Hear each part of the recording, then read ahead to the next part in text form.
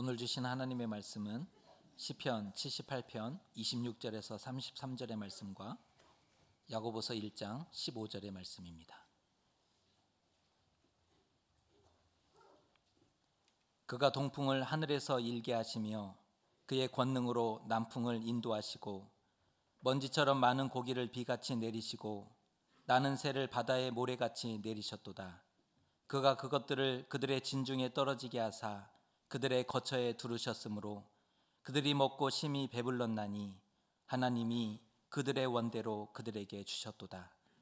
그러나 그들이 그들의 욕심을 버리지 아니하여 그들의 먹을 것이 아직 그들의 입에 있을 때에 하나님이 그들에게 노염을 나타내사 그들 중 강한 자를 죽이시며 이스라엘의 청년을 쳐 엎드러 뜨리셨도다.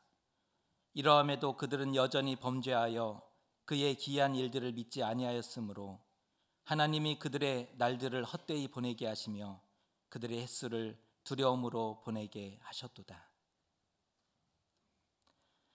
욕심이 잉태한즉 죄를 낳고 죄가 장성한즉 사망을 낳느니라. 아멘. 아주 먼 옛날에 어떤 마을에 한 아이가 이제 태어났는데 그 아이의 이름은 진리였습니다. 이 진리라고 하는 아이는 자기 자신이 너무나 자랑스러워서 태어날 때의 모습 그대로 벌거벗은 채 사람들에게 다가가고 돌아다니기 시작을 했습니다. 그런데 사람들은 그 진리라고 하는 아이가 올 때마다 그가 너무 이제 벌거벗은 채로 다니니까 민망해서 그를 받아들이지 않고 늘 다가오는 것을 피했습니다. 그래서 이 진리는 늘 외로웠다고 합니다. 그런데 그렇게 외로움을 느끼다가 어느 날 사람들이 앞을 다투어서 환영하는 어떤 아이를 보게 됩니다. 자기는 외로운데 왜 저 아이는 사람들로부터 환영을 받을까? 다가갔더니 그 아이는 이름이 비유라고 합니다. 그 비유에게 가서 진리가 호소를 합니다. 모두가 나를 피하고 있다고, 그래서 너무 외롭고 괴롭다고. 비유가 그 진리에게 비밀 하나를 가르쳐 주겠다고 하면서 자기가 입고 있던 옷을 벗어서 진리에게 입혀 주었습니다. 근데 이상한 일이 벌어집니다. 이 진리가 비유라고 하는 옷을 입자 사람들이 이 진리를 받아들이고 환영하기 시작을 했다라고 하는 이야기입니다. 탈무드에 나오는 얘기죠. 탈무드에서 진리가 무엇이냐라고 하는 것을 설명을 하면서 하는 이야기입니다. 여러분, 진리는 그 진리 그 자체로 다가오게 되면 환영받지 못합니다. 모두가 다 부담스러워하죠. 저는 이것을 설교할 때마다 매주 느낍니다.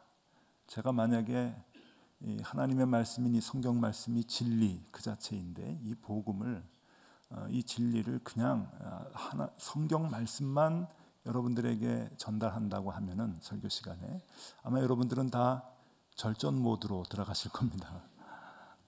근데 비유라고 하는 옷을 이제 입혀서 이 진리가 전달이 되면은 많은 사람들이 환영하고 그것을 이제 영접하고 깨닫게 된다라고 하는 이스라엘 사람들의 지혜로운 이 진리에 대한 설명이겠죠.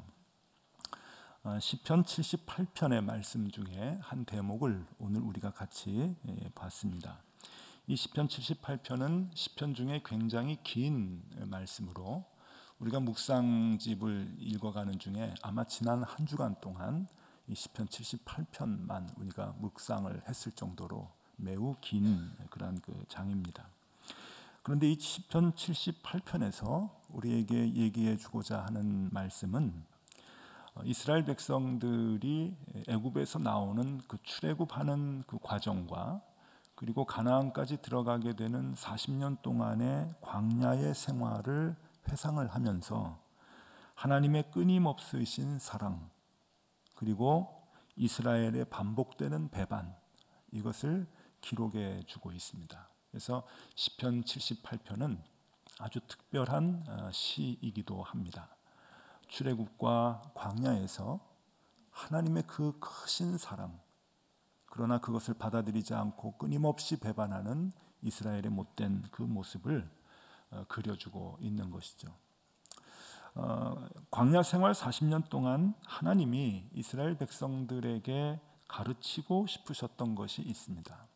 거꾸로 얘기하면 하나님은 이스라엘 백성들의 입을 통해서 고백받고 싶어하는 말들이 있으셨습니다.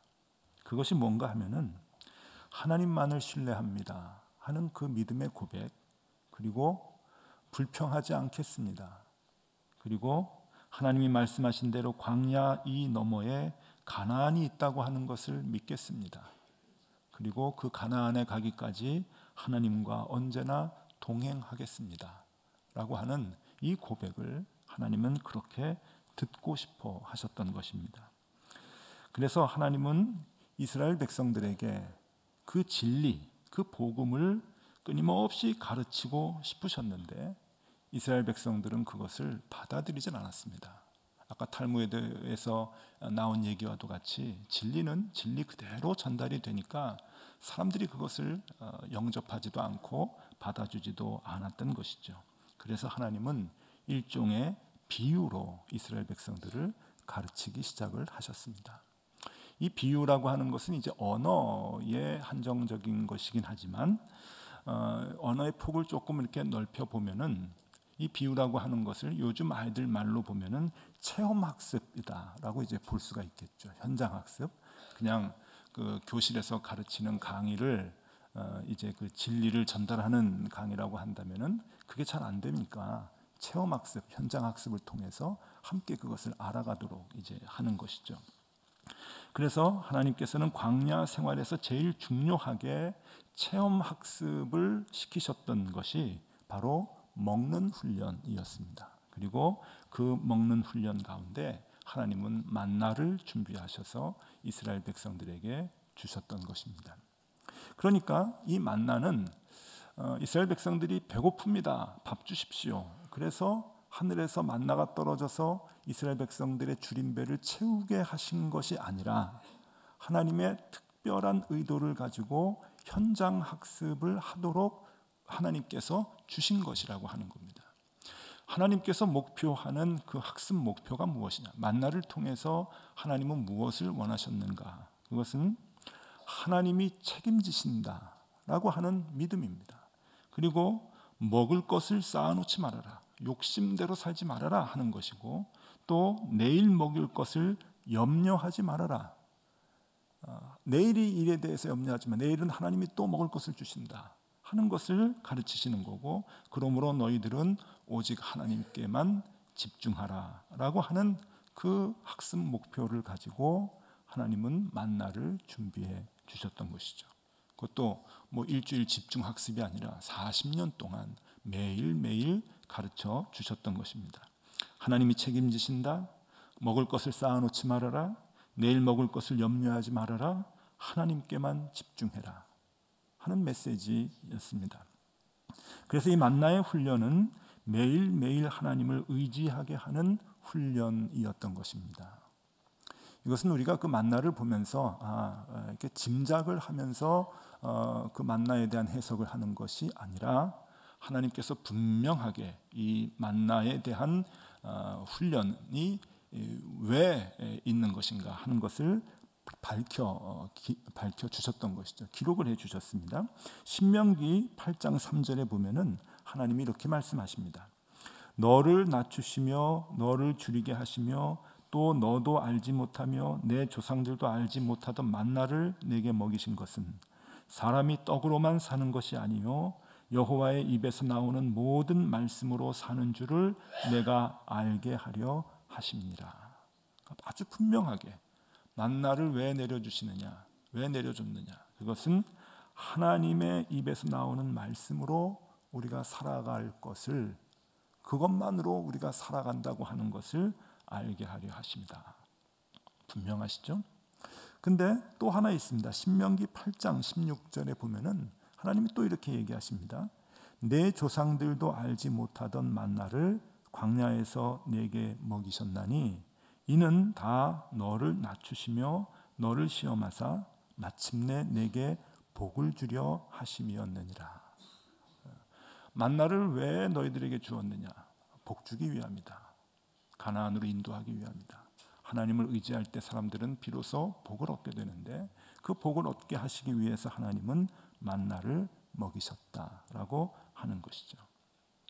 그래서 하나님은 본래 하나님께서 이스라엘 백성들의 입을 통해서 받고 싶어 하셨던 그 고백을, 그 진리의 고백, 그 복음에 대한 그 감사의 고백을 듣고 싶어 하셨고, 그것을 듣기 위해서 만나라고 하는 비유, 이 현장 학습, 체험 학습을 통해서 그것을 알게 하셨던 것이죠. 여기서 보면 마침내 복을 주시기 위함이었다. 그 복이 무엇입니까? 그것은 가나안에 들어가는 것을 의미하는 것이고 하나님과 함께 하는 것을 의미하는 것입니다. 그러니까 복의 개념은 가나안 땅으로, 복된 가나안 땅으로 들어가는 것도 복이지만 그 복된 가나안 땅으로 들어가기까지 하나님과 함께 동행하는 것 자체도 복이라고 하는 거죠. 그 복을 하나님께서는 준비하셔서 이스라엘 백성들에게 주셨다 하는 것입니다. 여러분, 많고 풍요로운 것이 사람을 안전하게 해주는 것이 아닙니다. 하나님은 분명히 하나님과 함께 할 때 안전한 것이고 목적지까지 안전하게 들어가게 된다라고 하는 것을 반복해서 40년 동안 매일매일 아침마다 이스라엘 백성들에게 가르쳐 주셨던 것입니다. 그럼에도 불구하고 이스라엘 백성들은 그 많은 마음의 욕심 때문에 더 많이 움켜쥐고 더 많이 쌓아 놓아야 안전하고 편안하다고 생각을 했던 것이죠. 그래서 오늘 시편 78편 본문 말씀에 30절, 31절에 보면은 하나님께서 그것을 지적하십니다. 30절, 31절 말씀입니다. 그러나 그들이 그들의 욕심을 버리지 아니하여 그들의 먹을 것이 아직 그들의 입에 있을 때에 하나님이 그들에게 노염을 나타내사 그들 중 강한 자를 죽이시며 이스라엘의 청년을 쳐 엎드려 때리셨도다. 강한 자를 죽이시고 청년을 엎드려 때리셨다. 청년이 무슨 죄가 있습니까? 요즘도 그렇고 옛날도 그렇고 청년이 무슨 죄가 있다고 청년만 죽였나요? 이제 상징적인 의미가 있는 거죠. 강한 자라고 하는 겁니다. 아무래도 노인보다 청년이 완력이 세고 강한 것 아니겠습니까? 그러니까 사람들은 자꾸만 강해지려고 하죠. 강해야 안전하다고, 안전을 보장받는다고 생각하고 그러기 위해서 더 많이 가져야 강해진다고 생각을 했던 거죠. 그리고 그것은 욕심에 기인했던 것입니다. 하나님은 그것이 멸망의 길이라고 보시는 거죠. 그것으로는 안전을 보장받지 못한다. 안전을 보장받기 위해서는 오직 한 길밖에 없는데 그것은 하나님께 의지하는 것이다. 그래서 이스라엘 백성들의 그 욕심 중심에 있는 그 강한 부분들을 하나님은 제거하셨던 거죠. 그래서 강한 자를 죽이시며 청년을 쳐 엎드려 때리셨다라고 표현을 했던 것입니다. 하나님은 하나님의 자녀에게 가장 큰 복인 이 안전하게 사는 것과 가나안 땅으로 들어가게 하는 그 복을 주고 싶으셨던 것입니다. 그래서 만나를 통해서 그것을 깨닫게 하신 것이죠. 이 하나님의 교육 방법은 신약 시대의 예수님께도 똑같이 나타나는 것입니다. 예수님은 그 중요한 주기도문, 우리가 어떻게 기도해야 하는가 하는 그 주기도문을 가르치시면서 우리에게 일용할 양식을 구하라고 얘기하십니다. 그 일용할 양식이 무엇입니까? 이 일용할 양식은 매일매일의 양식을 구하는 것이죠. 매일매일 우리가 필요로 하는 그 양식을 하나님께 구하는 것인데, 근데 문제는 옛날엔 모르겠습니다. 오늘날 같이 이렇게 좀 풍요로운 세상에서 우리가 살아갈 때 이 일용할 양식을 구하는 것은 뭔가 좀 마음에 들질 않습니다. 왜냐하면은 일용할 양식을 구하는 그 자체가 결핍을 느끼는 사람들의 행위라고 여기기 때문에 그런 것이죠. 그래서 우리들은 일용할 양식을 구하는 것을 싫어하고 또 그런 처지에 놓이게 되는 것을 거부합니다. 솔직한 우리의 마음이죠. 저에게도 그런 마음이 있죠. 일용할 양식을 구하는 그 처지에 놓이게 되는 것을 인정을 못하는 겁니다. 그리고 그 기도를 내가 한다는 것에 대해서 동의를 못하는 거죠. 그러나 하나님은 오늘도 여전히 일용할 양식을 구하라고 우리에게 가르치시는데, 그것은 우리의 결핍과 부족한 부분을 기도로 채우라라고 하는 그것을 얘기하기 이전에 하나님을 의지하라라고 하는 메시지, 교육 목적이 거기에 있기 때문에 그런 것입니다. 삶의 모든 근원이 하나님께 있음을 고백하는 것이죠. 하나님, 내가 오늘 먹을 것이 없습니다. 그러니까 오늘 필요한 양식을 주십시오라고 하는 것은 먹을 것에 관한 얘기가 아니라 나의 삶의 모든 근원이 하나님께 있습니다라고 하는 신앙의 고백을 한다고 하는 것이죠. 일용할 양식을 구하는 것은 우리 마음 가운데 만몬이라고 하는 것이 자리 잡지 못하게 하는 것입니다. 사람은 돈을 많이 의지하죠. 힘을 많이 의지합니다. 이 만몬 사상이 우리 가운데 들어오게 되면은 그때부터 우리는 하나님을 필요로 하지 않게 됩니다. 왜? 돈이, 힘이 웬만한 세상의 문제들을 해결해 주기 때문에 그렇죠. 그러니까 우리 삶 속에서 더 이상 하나님을 필요로 하지 않고 하나님을 잊어버리게 되는데, 그러면 죽는 거죠. 그러면 멸망을 당하는 거예요.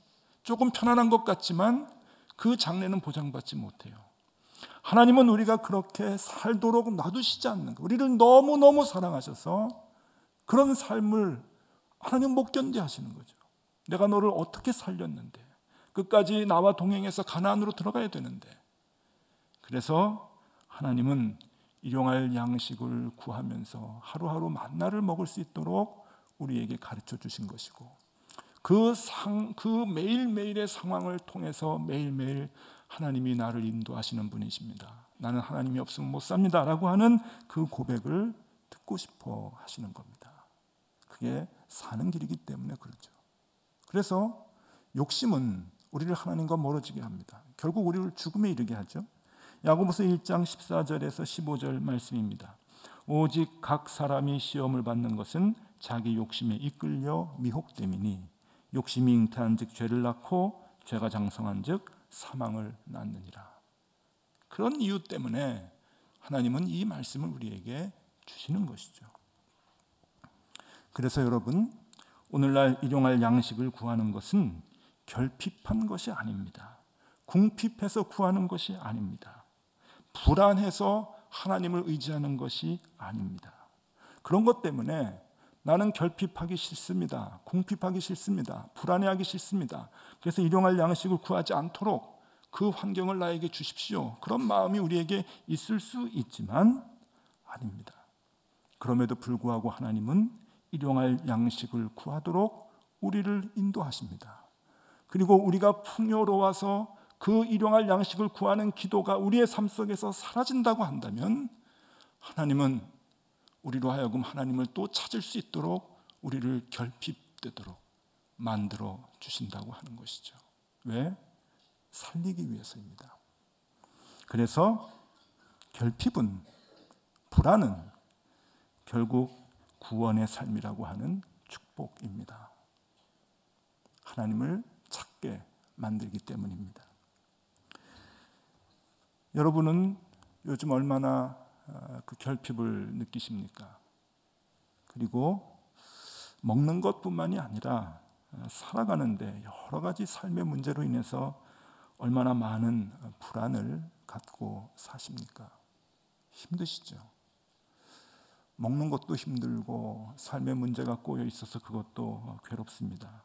그래서 우리는 하나님밖에는 찾을 수가 없습니다. 그렇다면 여러분, 그것은 축복입니다. 여러분들이 결핍을 느끼는 것, 여러 가지 삶의 어려운 문제로 하루하루 괴로워서 하나님을 찾는 것, 축복입니다.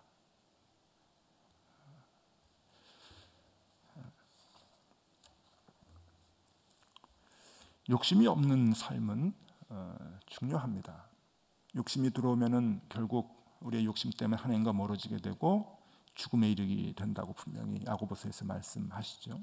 그러니까 욕심이 없는 삶은 매우 중요합니다. 우리는 우리의 자녀들을 키울 때도 그래서 욕심이 없는 사람으로 키워야 합니다. 그런데 여러분, 한 가지 여쭤보겠습니다.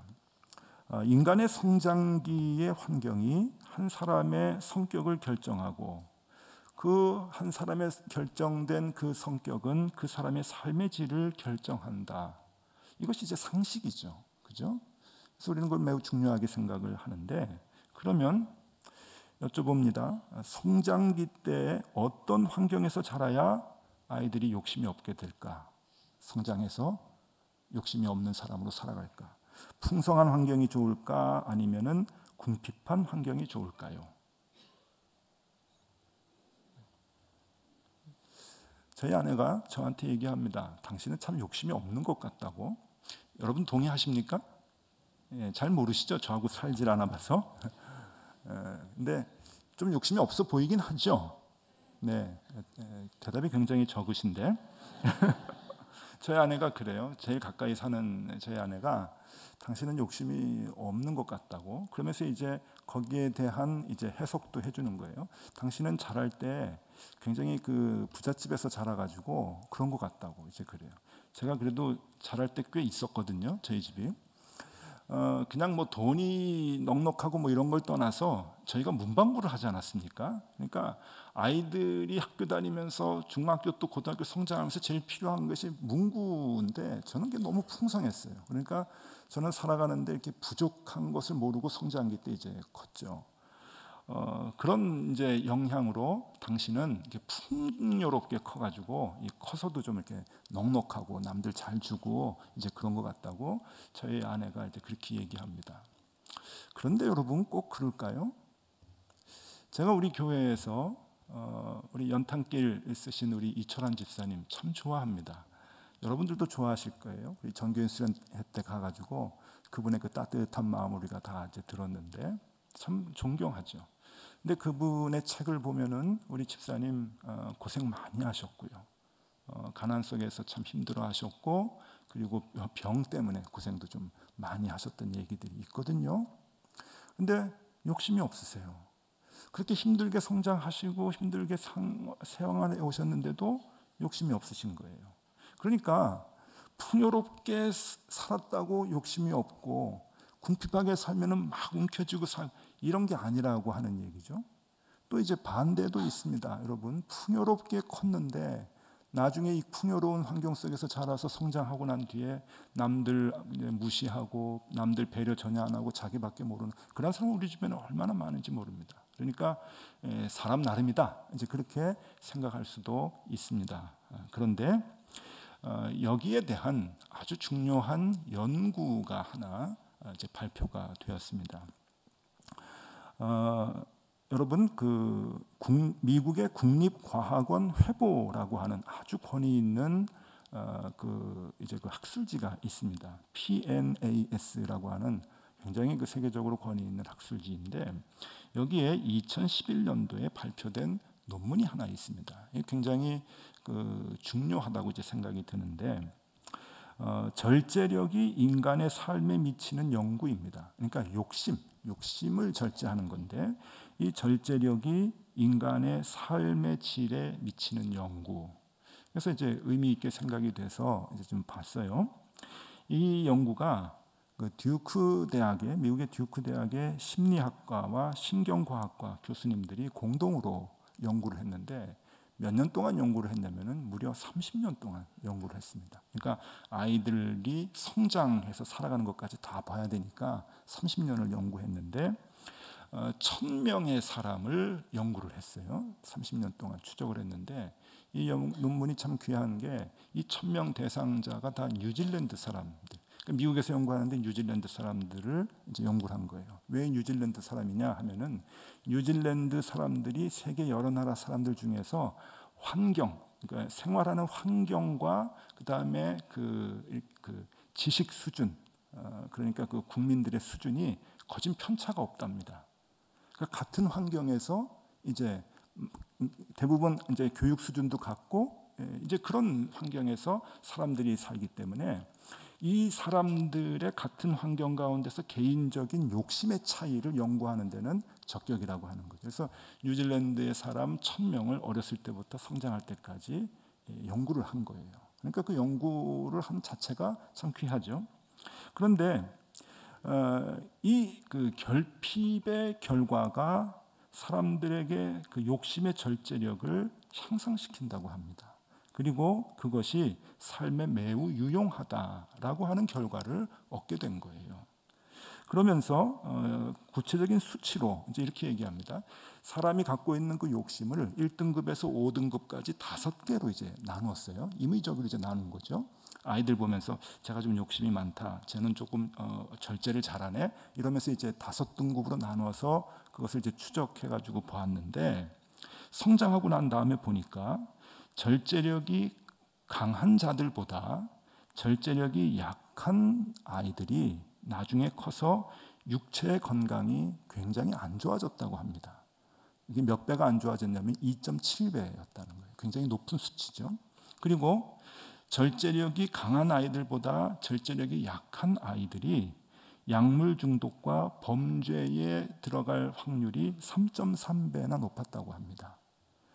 그리고 또 하나, 절제력이 강한 아이들보다 절제력이 약한 아이들이 성장하고 나서 저소득층이 될 확률이 3.2배나 높았다고 합니다.